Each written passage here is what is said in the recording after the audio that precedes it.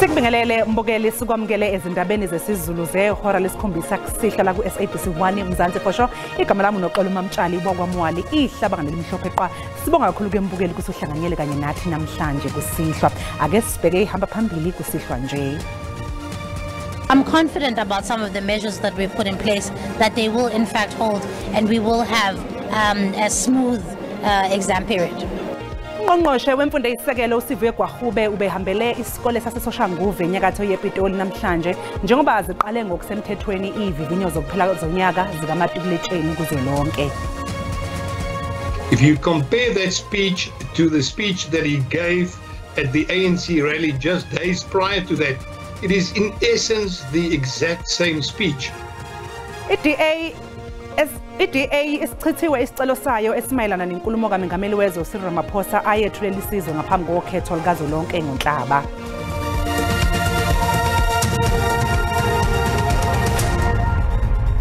Ungqongqoshe wemfundo isisekelo uSivuye Gwahube uthi asikho isidingo sokwethuka ngesimo sezulu esingesihle ezingxenyeni ezithile zezwe njengoba kuqale ivivinyo ngamatikuletsheni namhlanje. Ungqongqoshe uGwahube uthi zikhona inhlelo ezoqinisekisa ukuthi ivivinyo ayiphazamiseki.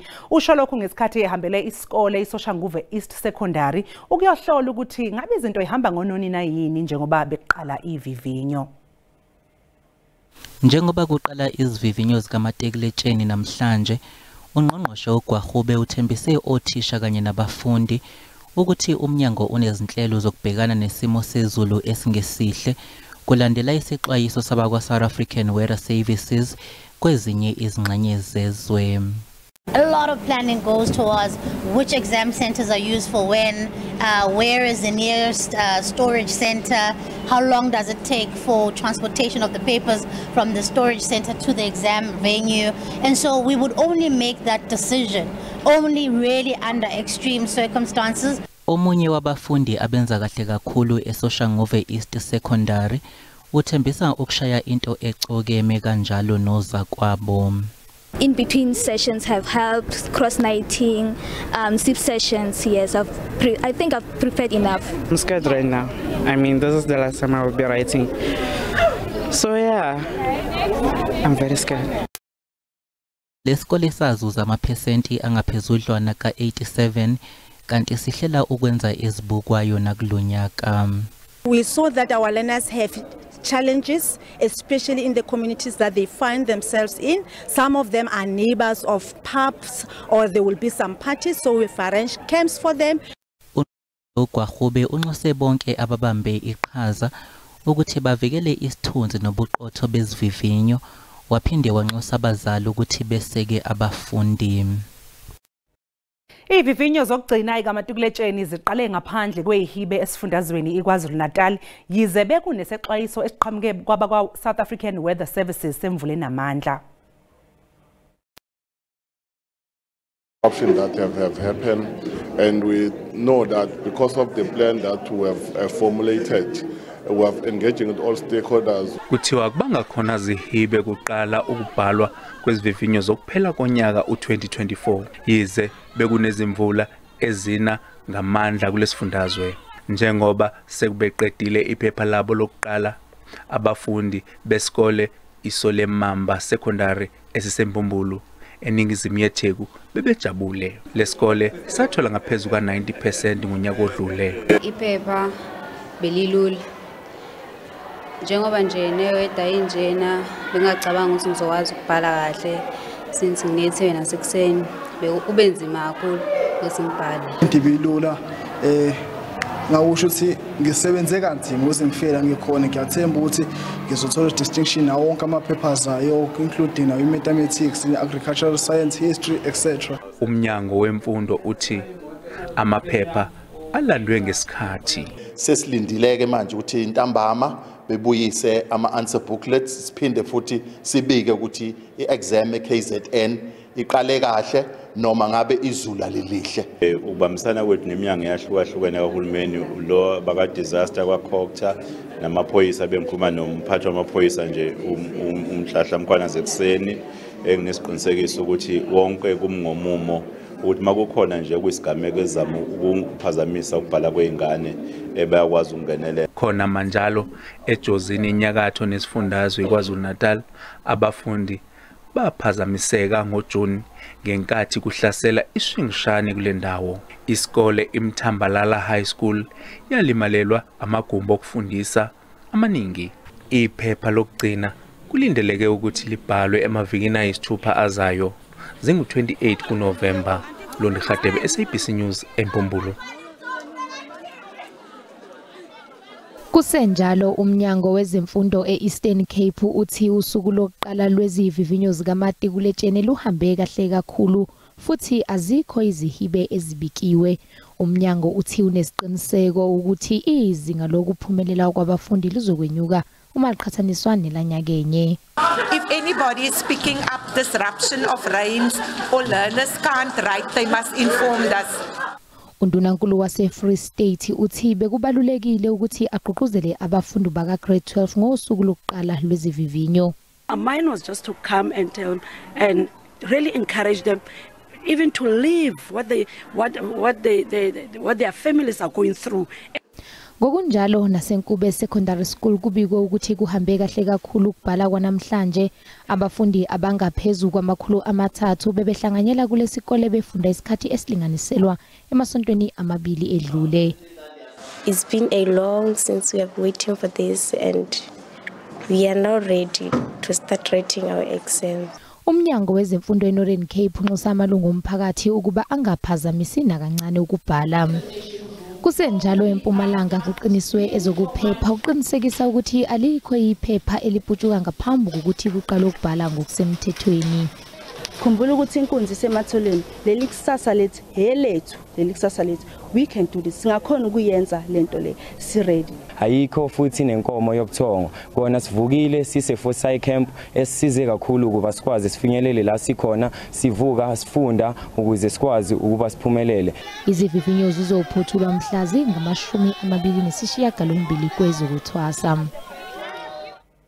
I-Democratic Alliance ikhale ngaphansi esicelweni sayo sokuphosela inselele inkulumo kaMengameli wezwe uCyril Ramaphosa ababethi wasebenzisa budedengu amandla akhe wakhankasela iqembu esikhundleni sokuthi akhulume ngezinto zikahulumeni mhla zinga-26 kuNhlaba njengoba kwakubhekwe okhethweni. Kuza njengoba inkantolo yezokhetho isichithile isicelo seqembu esinqumweni sanamhlanje, iDA yafaka uMengameli wezwe enkantolo ukuze aqondise izigwegwe ngoNtulikazi njengoba imsola ngokusebenzisa budedengu amandla akhe ngokusebenzisa ihhovisi likaMengameli ukuthi akhankase. Yize-ke kunjalo inkantolo yezokhetho esinqumweni sayo iphethe ngokuthi ukuyiphatha kukaMengameli akuzange kuphazamise ubuqotho bokhetho futhi abukho nobufakazi obukhomba ukuthi le nkulumo yaba nomthelelo ongemuhle okhethweni. Compare that speech to the speech that he gave at the ANC rally just days prior to that. It is in essence the exact same speech. And to then try to color that in as if it is an address to the nation and urging people to go and vote, it is not the case. If the president wanted to urge people to go out to vote, he could have just said that. But he went on and he really used this, according to our opinion, as an electioneering campaign speech. And we will therefore look into and definitely appeal this matter. Ungqongqoshe wezemali uEnoch Godongwana nobuholi beNC Western Cape kanye neKhosathu bahambele ekhaya kwaMdladlana ukuyokhalisana nomndeni kulandela ukwedlula emhlabeni kowayengungqongqoshe weyisebenzi uMembathisi Mdladlana. UMdladlana ushone ngolwesihlanu olwedlule emva kokugula isikhashana eseneminyaka engama-72 ubudala. Legi kwisikolo samabanga phansi iandile kwilokishi yaseGugulethu zibhabhele ezantsi. Kuzilelwe ongasekhoyo umphathiswa wezemisebenzi uMembathisi Mdladlana.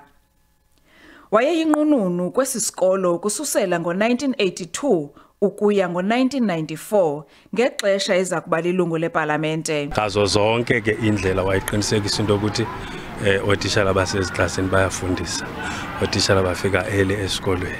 Ya nakwimeko apho kubonakala ba abantwana abanengxaki zongahambi isikolo wayekwazi ukuya avakashela amakhaya. UMdladlana wadlala indima ephambili kweminye emithetho ejonge iimfuno zabasebenzi. He was a remarkable leader.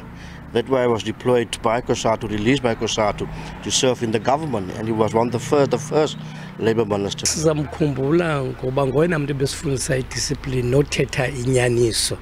Ebengadibani nenhlebendwane embuthweni ngoba besithi iyawuchitha umbutho. Kodwa elona nxeba linzulu lelo sapho lakwaMdladlana. All families, when they lose their loved ones, are in pain, but we came here to do whatever we can do to express our condolences with the family. I-ANC kwingingqi idala Oma iza kubamba inkonzo yesikhumbuzo ngoLwesithathu kwiziko lezemidlalo laseGugulethu. Dingulama Amatya wendaba ze-SABC eKapa. Mbukeli okwamanje ke sathi qunga pha ngaseyitolo kanti uma ngabe sibuya sokuphathela udaba oluthi. If you don't close the borders, monitor them, put systems, you're going to end up with a lot of illegal people. And that becomes a problem. Owengamele zemali nokuthuthukiswa komnotho eGauteng uLebuhang uvakashele izitolo zabo kufika eBoyipatong kanye naseSoweto kulandela phela izigameko zokushona kweingane okusola ukuthi izadla ukudla obunobuthi okwathengwa ezitolo zabo kufika.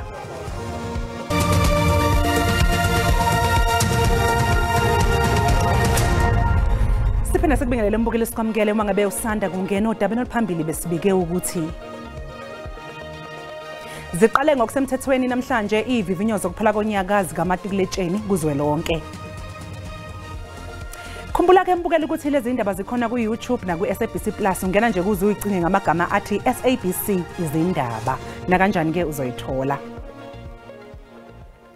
Uphiko oluphenya amacala akhethekile iSIU luthole ilungelo lokuphenya izinsolo zenkohlakalo kanye nokungaphathi ngendlela esivumelwaneni esasiphakathi kweSABC kanye nenkampani yomndeni wakwaGupta iTNA Media Pty Limited mayelana nokusingathwa kwama-TNA breakfast briefing.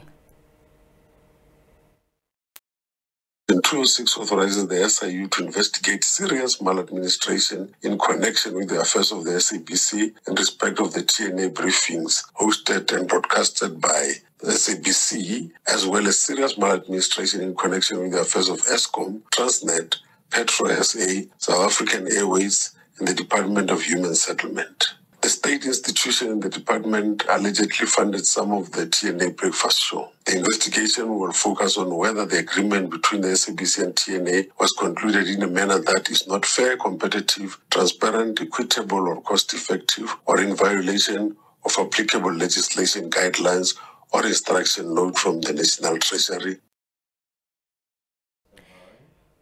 Unobhala jikelele we-ANC ufikile Mbalula uphosela inselele amalungu enhlangano ngokuthi kuzofanele abeqotho ahambe inyathelweni zezingqalabutho ezifana nomama uAlbertina Sisulu.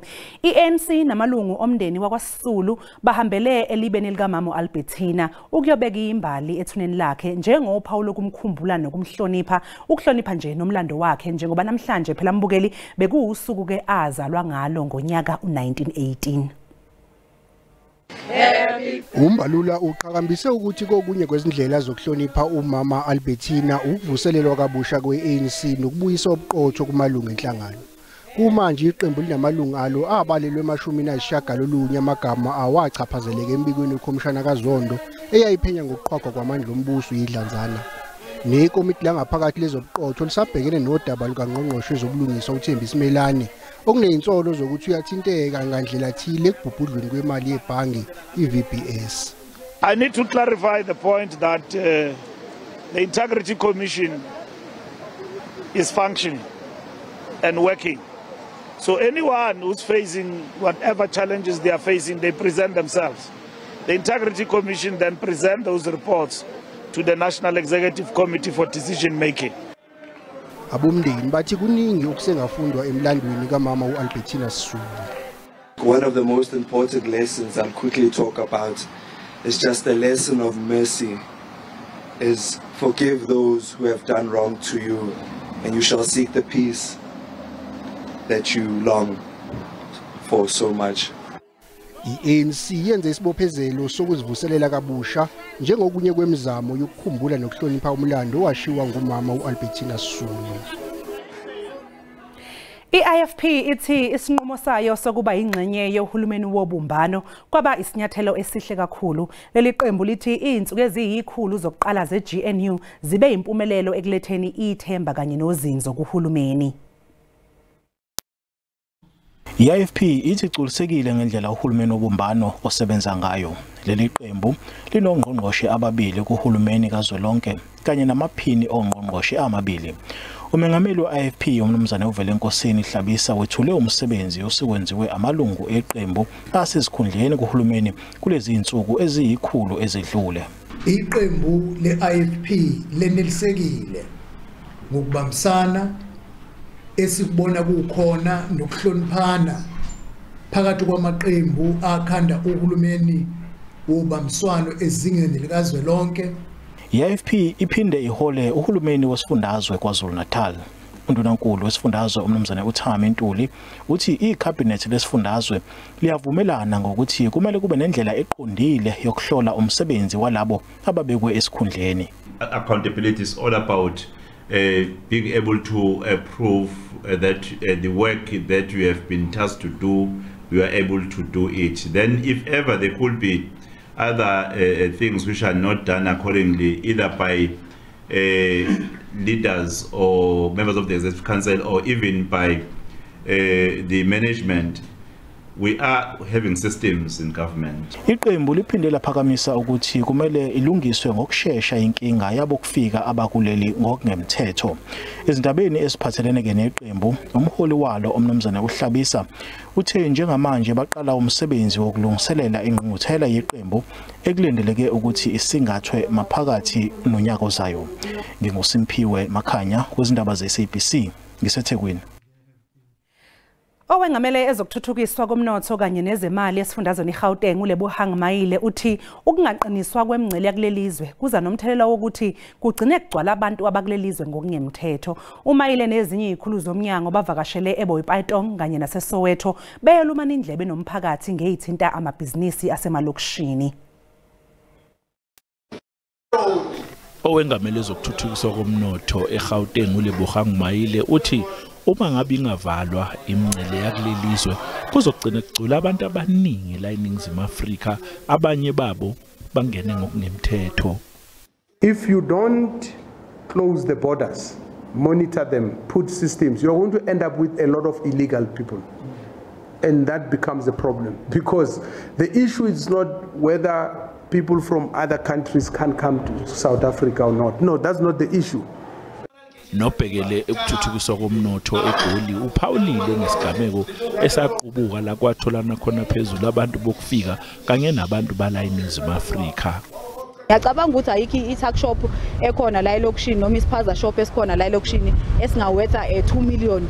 I5 million iningi kakhulu, u1 million rand nje mningi kakhulu. So kumele ukuthi nje thina siqinise umthetho wethu so that si protect osomashishini bethu abala ekhaya. Ukhona nomunye okhala ngokuthi abantu bala eNingizimu Afrika bafuna ukumudla hlaza ngoba bebone ngathi weseka abantu bokufika. I'm from Bophelong. I'm unable to open because there's intimidation and harassment from the grouping that has decided to throw out the foreign nationals out of Bophelong, which I accept they have left, but I don't understand what's the reason for me not to function and operate now. Igama lami nguCalvin wakwaDludla. Endabeni ze-SABC ngibika ngiseBoypaitong.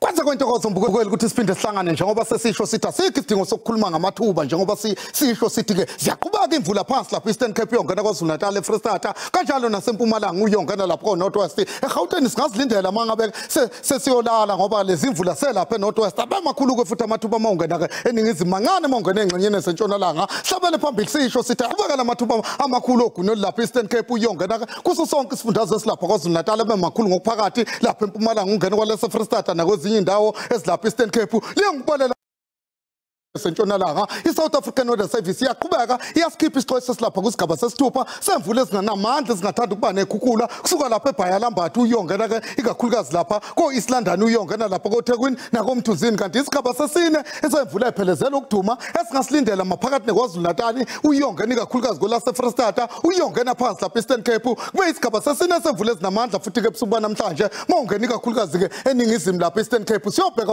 osukwini lakusasa ziyaqhubeka lezi imvula ephelezela ukuduma ezinomgozi mawungena ke eGauteng ikakhulukazi ekhathini zasekuseni yongena eMpumalanga nakuso sonke isifundazwe esilapha kwaZulu Natal isigaba sesithupha kodwa mawungena ikakhulu Johnny's East London uyongena lapha kwaGqeberha kanti ke ngaye sesine futhi mawungena ikakhulukazi ke kwezinye indawo ezimaphakathi lapha eMpumalanga koloni awubheke nje amazinga ngivumele ngisho ngithi ke lithanda nje ukubanda mawungena kuSutherland ngale kwaloko lingathanda ukuba phakathi nje kwezinye indawo futhi manje endaweni ezingasoguni koRichards Bay sisho sithi ngenxa yokuguqubala solindela ukuthi libe phakathi lapha eGauteng kwalaseFreyistata uyongena lapha kwaZulu Natal lingathanda nje ukuthi libe phakathi okanye kancane mawungena eStern Cape uyongena kuSutherland kanjalo nalapho kwaphindile ngathanda nje ukuthi lifudumale ngamandla ngivumele ngisho ogcwala umlomo ukuthi ke ngiyayithatha indawo benobusuku obuhle.